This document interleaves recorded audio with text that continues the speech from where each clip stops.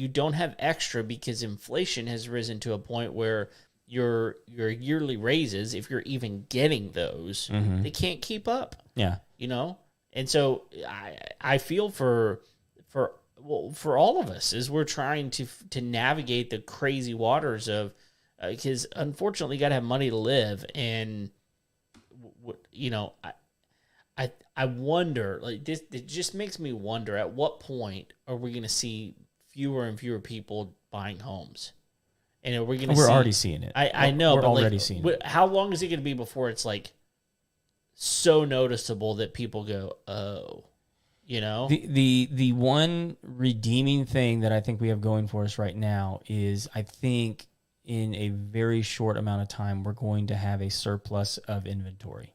Well, yeah, I think that's going to be the only option. It's going to screw builders. Yeah. Well, of course. Especially those that are out here building thousands and thousands at a time. Yeah. You know? Yeah. So, but like I do think within like O'Leary says, like we're probably not going to see the effects of this for another 36 months. I think he's probably right about that. And I think you know come 2025 we're going to see a surplus in inventory like we've never seen before because building got ramped up like crazy during COVID. Well, yeah. And a lot of them were just waiting for material price to go down. And as soon as it did, man, they just hit the ground running. Yep. And have been built, and like mostly apartments.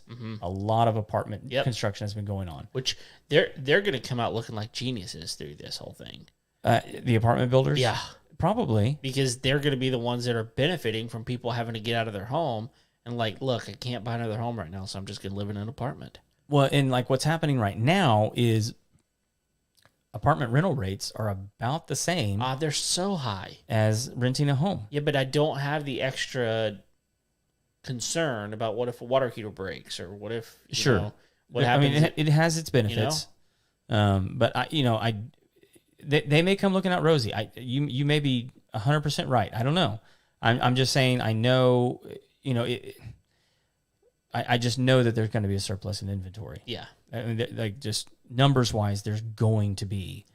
Well, when rates do what they're doing and prices do what they're doing, inflation continues to go up. Jobs are what they are, right? Like, and if we start seeing some of this stuff happen, where, you know, these guys that own businesses and stuff, they're gonna have to start laying people off. If that winds up all of the cards align to go, okay, we may not see like a recession like we had in the Depression type of thing going on, and we may not see, you know, a crash like we did in 2008 again. We might, but I don't know that we will. But it's gonna hurt, and it's gonna be very, very felt. And there's I think what's gonna happen is if we're not prepared, if there's people not listening to our show today, I think there's gonna be a lot of people that wind up going, I never saw this coming. I'll make a bold prediction for the show. All right. I actually think it could be worse than 2008. Okay. Because at least in 2008, we know what happened. It was crap loans being sold to unqualified buyers. They were giving people $500,000 loans that couldn't afford a $200,000 loan. That's not happening now. No, for sure. That's not happening now. Like we have qualified buyers, right? And behind these loans, what's happening is I mean, whether or not you think what the government did during COVID or not was a good or a bad thing is insignificant. They dillied in the market in a way that is unrecoverable at this point. To go back to normal. Normal's not coming back. Yeah, I don't know. I mean, I don't know about you, but like every once in a while, I live in Montgomery County. Like that's where we live. Super conservative. Yeah. Probably of the counties in Texas, the most conservative. It is the most conservative county in Texas.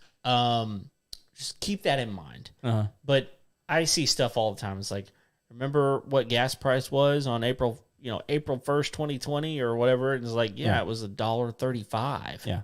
And it's like, okay, now we're looking at prices that are $2 more than that. You know, 3 times more. And people in California are like, $3.50 for gas. I wish.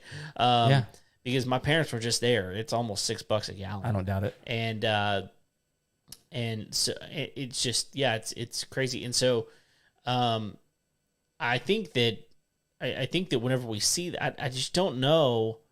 It's been there for so long. Mm-hmm. I just don't know, even if a new president comes in, if some of these things are going to go down like they did. I don't think they will. I don't think they can.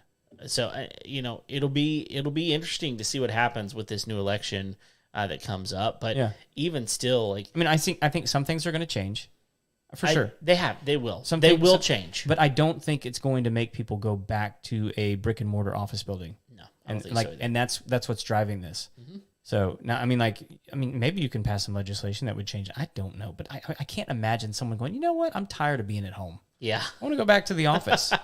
Everybody. Look, that's the thing. Is like almost every there are those crazy extreme situations where you have the most extroverted person in the world is like, I hate being at home. Right. But even then, they've got a spouse or some kids that are going, man, Daddy, I sure do really like you being around. Yeah. And so that winds up going, okay, I can probably do this. Well, and they've filled their social calendar with other things because everything else is open back up. Right. They can go to the bar. They can go to church. They can go to the skating rink. Mm-hmm. They can go to the bowling alley. And they can work from those places too. Yes.